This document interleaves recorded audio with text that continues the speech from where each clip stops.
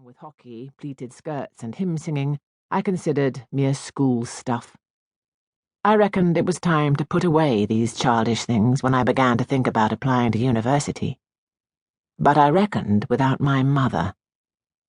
She was the quintessence or parody of a vicar's, then a bishop's, wife, a formidable memory for parishioners' names and faces and gripes, a way of sailing down a street in her Hermes scarf, a kindly but unbending manner with the daily and the gardener, faultless charm on any social scale, in any key. How knowingly she could level with the tight-faced, chain-smoking women from the housing estates when they came for the Mothers and Babies Club in the crypt. How compellingly she read the Christmas Eve story to the Barnardo's children gathered at her feet in our drawing-room. With what natural authority she put the Archbishop of Canterbury at his ease when he came through once for tea and Jaffa cakes after blessing the restored cathedral font. Lucy and I were banished upstairs for the duration of his visit. All this, and here is the difficult part, combined with utter devotion and subordination to my father's cause. She promoted him, served him, eased his way at every turn. From boxed socks and ironed surplice hanging in the wardrobe, to his dustless study, to the profoundest Saturday silence in the house when he wrote his sermon. All she demanded in return, my guess, of course, was that he love her, or at least never leave her. But what I hadn't understood about my mother was that buried deep beneath this conventional exterior was the hardy little seed of a feminist. I'm sure that word never passed her lips, but it made no difference. Her certainty frightened me. She said it was my duty as a woman to go to Cambridge to study maths. As a woman? In those days, in our milieu, no one ever spoke like that. No woman did anything as a woman. She told me she would not permit me to waste my talent. I was to excel and become extraordinary.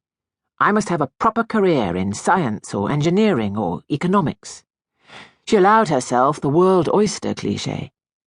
It was unfair on my sister that I was both clever and beautiful when she was neither.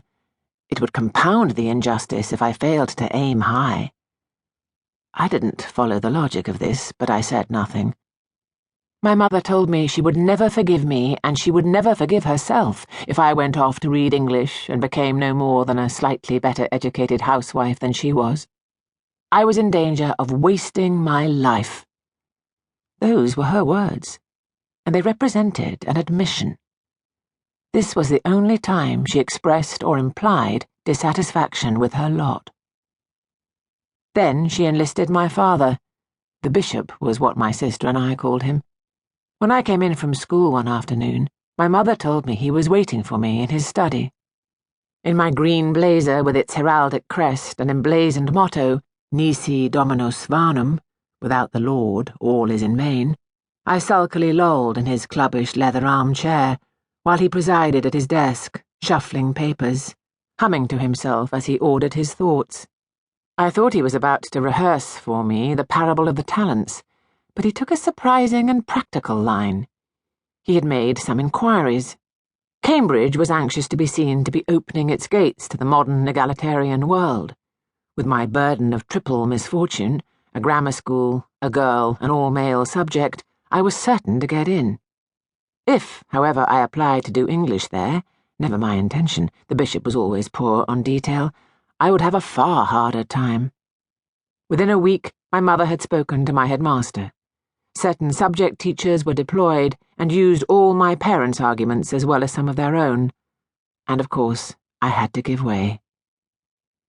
So I abandoned my ambition to read English at Durham or Aberystwyth, where I'm sure I would have been happy, and went instead to Newnham College, Cambridge, to learn at my first tutorial, which took place at Trinity, what a mediocrity I was in mathematics.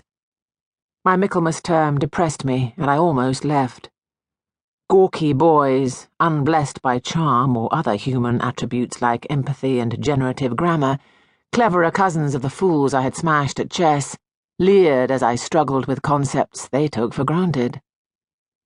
"Ah, the serene Miss Frome," one tutor would exclaim sarcastically as I entered his room each Tuesday morning.